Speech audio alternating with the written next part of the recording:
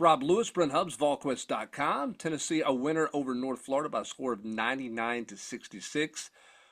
Rob, this one looks easy for the Vols on paper at the end. Not the greatest start, but Tennessee closes on a 15-0 run. What's your takeaway from seeing this team for a third time?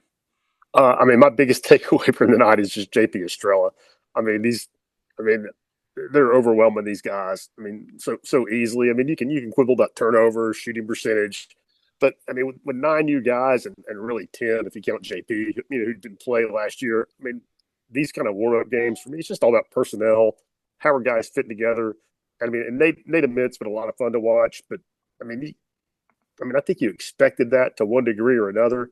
I don't know. I mean, I thought JP would be impactful. I didn't have JP, scoring in double digits off the bench first 3 games of the year with 2 straight double doubles. I mean, I think that's again, they're not playing anybody, but that's pretty significant, man.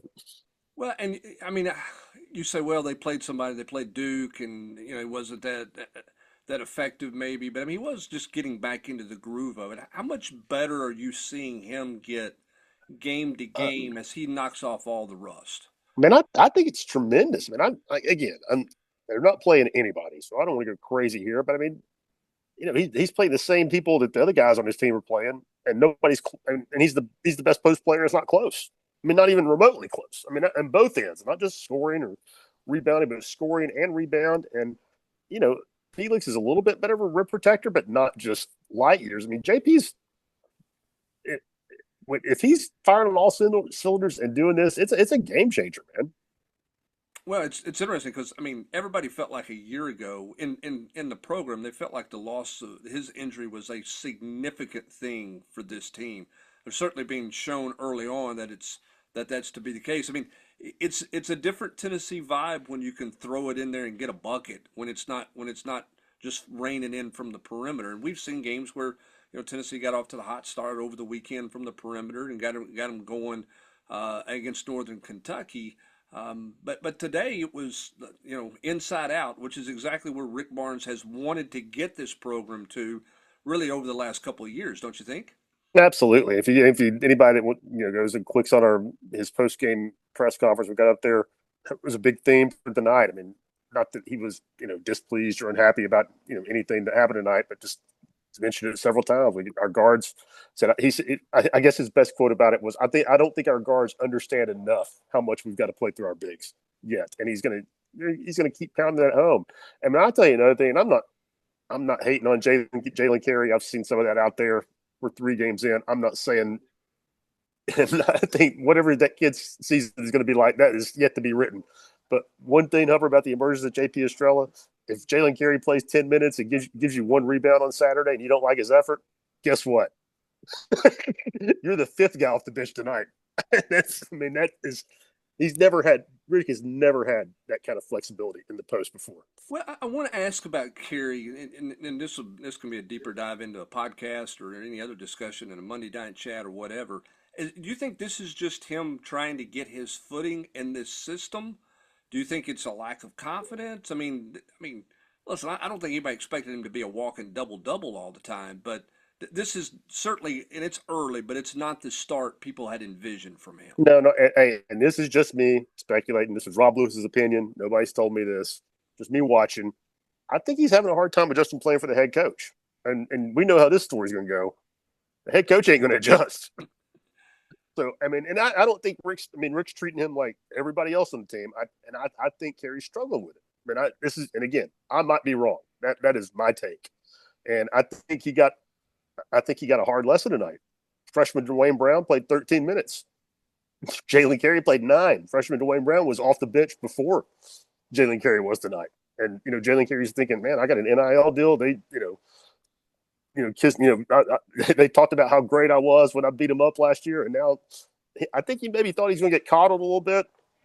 Reality in this program is something way different. Well, this head coach doesn't coddle anybody, regardless of No, what his depth look like. But it changes too when you've got bodies in there that you can go in different absolutely. directions. They've got unbelievable competition in there, which they have not had, as you stated earlier. Uh, do you look at do you look when you look at this team, Rebel? Where do you think they're better now than they were a week ago or 2 weeks ago? I mean, I still think they're figuring things out. I really think Jacoby is figuring things out. I mean, he had 5 turnovers tonight, but I think he's getting better. I mean, I don't think they were crazy reckless turnovers. I mean, I think they're turnovers for him, trying to do mostly the right thing. And I still think he's speeding things up and going too fast. But he was a lot more efficient tonight. He's four. He took 10 threes, but he made four, got 21 points, and didn't. I felt like was not forcing it. So to me, turnovers. The 19 turnovers in the opener, Hubbard. That was a crazy number. That's not going to happen all that often. But I mean, they're tightening that up. But just, I mean, you got when you throw JP in there, you got 10 new guys, man. I mean, it's to me that's what they're getting better at is just learning each other. And I think coaches, man. I mean, I went in tonight not thinking you're going to really learn what the rotation was going to look like, but maybe you might get a little clue. You get an clue. First off, Boswell being out, threw a monkey wrench into that. But Amari Evans plays in the first half. Clarence Masamba's off the bench with 12 minutes left to go in the second half. You got Brown and Kerry Yo-Yo. And so I mean, he played everybody tonight. He legit played everybody. And again, Bishop being out, kind of was going to make that, kind of an uncertain science. But still, I mean, he wants to play Clarence Masamba. If you listen to him talk on Tuesday, he got asked about playing 11 guys, and he went off on one of his Rick Barnes tangents. It was like, man, if Clarence had got here in June, I think he could help us. Well, Rick, how many minutes? I mean, you playing 40 NBA 4 quarters, 48 minutes now? I mean, he's not concerned about paring his bench down, I guess is my point. And I thought he would be. Well, and it's still early now. I Yeah, mean, oh yeah. Vegas might show you some of that stuff too, but I mean, right now he's certainly comfortable with it, and I think he feels like the depth is going to help him on the back end of this season. So play a bunch of guys now and figure it out. So that part's going to be entertaining to watch for sure. But And again, small part, I thought Amari Abrams for the first time showed up tonight. And, not just because he scored 9 points, but he looked comfortable. He looked, assertive, like, he wasn't tentative out there.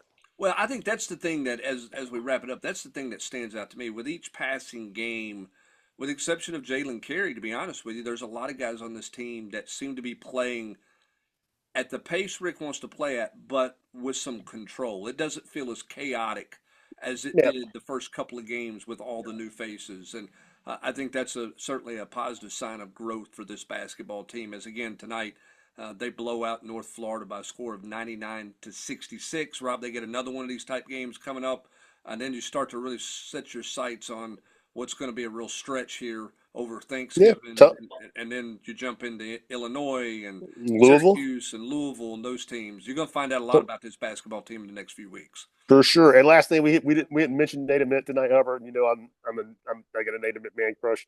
Didn't do anything that I bet anybody remembers from the night. To me, anyway. 19 points, 8 rebounds, 5 assists.